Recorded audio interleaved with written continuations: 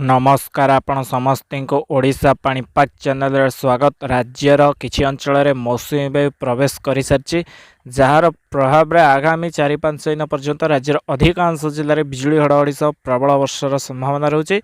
जहाँ फल जो ताती गुड़गुड़ी रोला राज्यर अधिकांश जिले में अधिका दिन धरी ताती गुड़गुड़ी जारी रही से धीरे धीरे आश्वस्ति मिल राज्यर समस्त जिले में वर्षा होबार संभावना रोचे। किसी जिले में प्रबल वर्षा हो पाए और आगामी 2 दिन किसी जिले में बिजुली घड़घड़ी सह पवन होबार संभावना रोचे।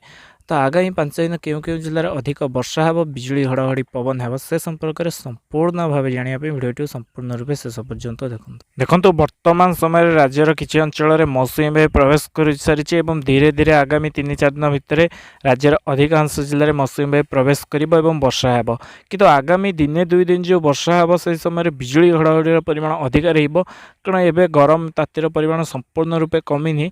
तेणु आगामी 2 दिन जो वर्षा हो बिजुली घड़घड़ी सह पवन होबार संभावना रोचे। कुआपथर किसी स्थान में हो पाए।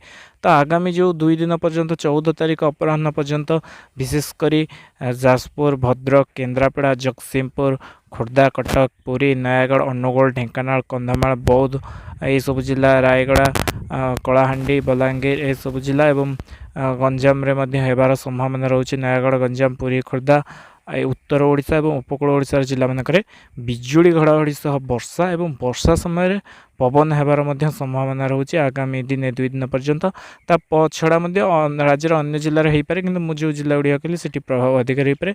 15, 16, 17 तारीख को राज्य अधिकांश जिले में वर्षा होबार संभावना रोचे। बिजुली घड़घड़ी सह बिजुली घड़घड़ी परिमाण कमिबो किंतु वर्षार प्रभाव धीरे धीरे बढ़िबो एवं राज्यर समस्त जिला को मौसुमी वायु प्रवेश करिबो एवं आगामी 2 सप्ताह पर्यंत राज्य में अल्प बहुत हो राज्य में वर्षा जारी रहिबा। आगामी 2 सप्ताह पर्यंत लघुचाप सृष्टि होबार संभावना रोचे जून शेष सप्ताह बेलू को किंतु वर्तमान लघुचापर संभावना ना। मौसुमी वायु प्रभाव में वर्षा हो आगामी 2-3 दिन अधिक अंश जिले में बिजुली घड़घड़ी सह वर्षा हो तापर धीरे धीरे राज्य अन्य समस्त जिले में वर्षा हो। केन्दुझर, मयूरभंज, बालेश्वर, भद्रक, केन्द्रापड़ा, जगतसिंहपुर, पुरी, खोर्धा, कटक, नयागढ़, ढेंकानाल, जाजपुर यही सब स्थान में 1-2 स्थान में प्रबल वर्षार संभावना रोचे। ता छड़ा पश्चिम ओडिशार संबलपुर, बरगढ़, सुंदरगढ़, झारसुगुड़ा, देवगढ़, सोनपुर, बलांगीर, नुआपड़ा और दक्षिण ओडिशार जिला मानक बिजुली घड़घड़ी सह वर्षा होबार संभावना रोचे आगामी 5 दिन पर्यंत।